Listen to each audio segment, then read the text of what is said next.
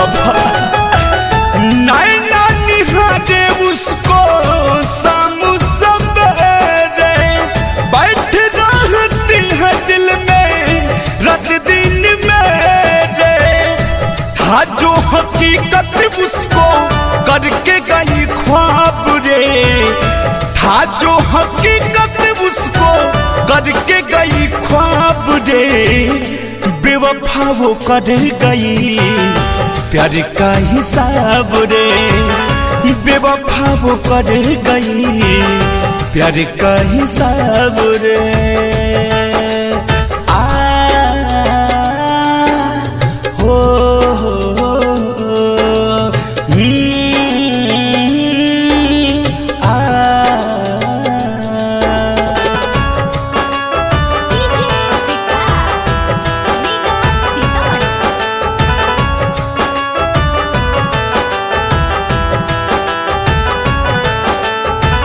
ढहा दिया उसने मुझको जुदाई के खाई में, आँख फिर भी डूबा उसकी रूप की परछाई में।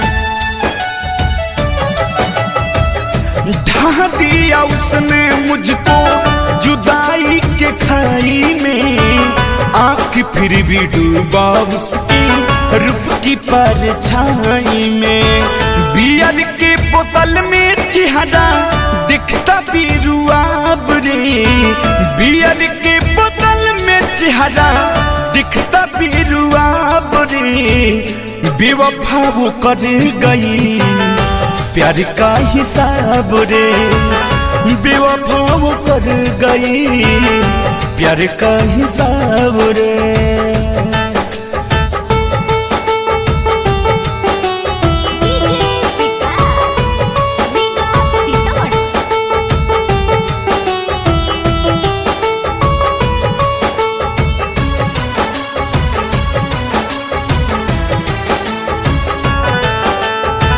आ जाए चंद सवर को मुड़ के न देखी, पेपर में लपट के आई हेट लिख फेंकी। आ जाए चंद सवर को मुड़ के न देखी, पेपर में लपट के आई हेट लिख फेंकी।